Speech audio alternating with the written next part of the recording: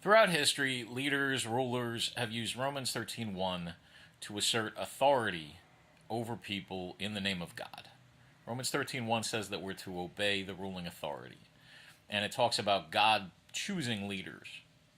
And the problem with this is when it's magnified, when it's taken out of context, when it's taken out of the scriptures and just used as a blanket statement to shut people up. It's the same thing as saying honor your mother and father when your father's trying to kill you or harm you. It's like saying, obey your husband even when he's abusing you and your children. It's obviously not what the Bible's saying, because throughout the New Testament, people are breaking the law just by being Christian, just by not worshiping Caesar, just by not worshiping the gods of the area. Just being Christian is against the law.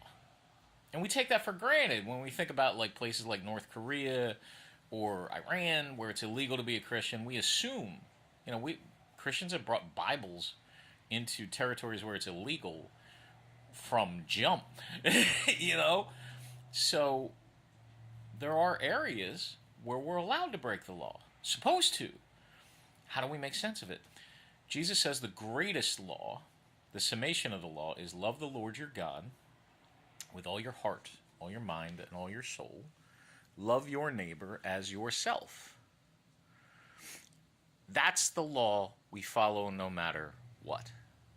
No matter what the local rules or regulations are. That's why Jesus broke Sabbath and healed someone. Because he was loving his neighbor. And that was greater than obeying even a commandment. Because it was God's will. We follow God's will. Now, when we're talking about traffic laws, or we're talking about, following the ordinances of the local region, in as far as it doesn't conflict with loving God, neighbor, self, people of faith, Christians, followers of Jesus Christ, we ought to be the standard setter. We ought to be the ones that everybody's like, oh, they're great. Pleasure to be a neighbor next to them. Wow, how do they take care of everything? It's so awesome. That's great. Do that. It gives honor to God.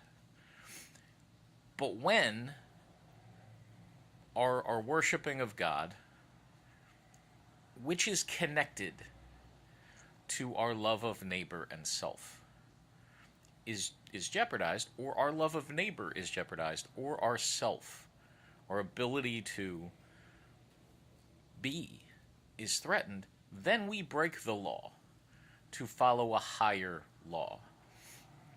That's why when abolitionists, Christians, Methodists, Quakers, many others, when Christian groups were helping freed slaves, they were following a higher law, even though they were breaking with other laws.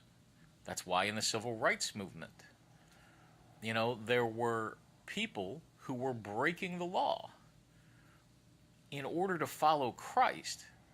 Sitting in buses they weren't supposed to be in, sitting at tables they weren't supposed to be at.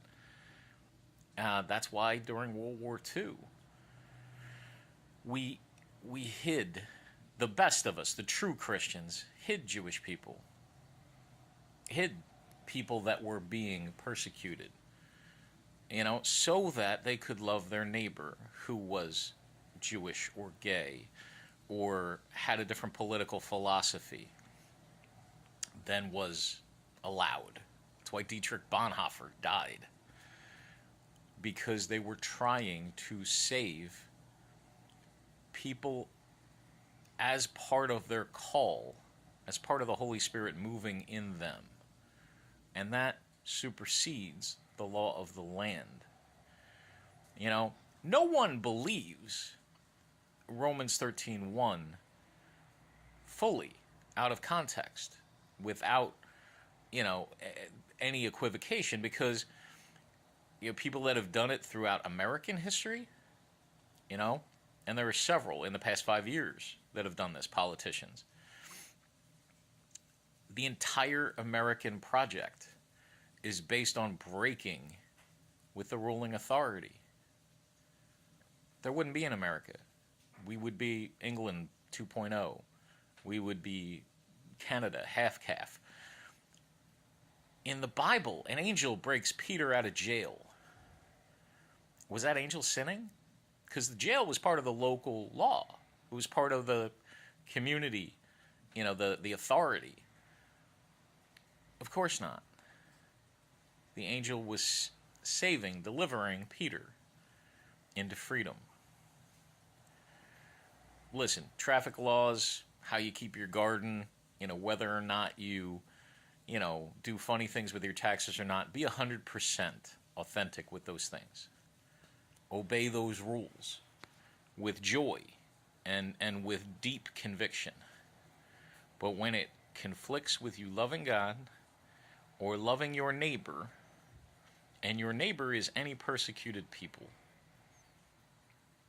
there's a hard one for you. Or loving yourself. Dred Scott was sent back into slavery because he was viewed as not human and a lawbreaker. Dred Scott was trying to love himself. His late neighbors failed to love him. They were not following Jesus Christ, according to Jesus Christ. So, just some thoughts for today. God bless you all.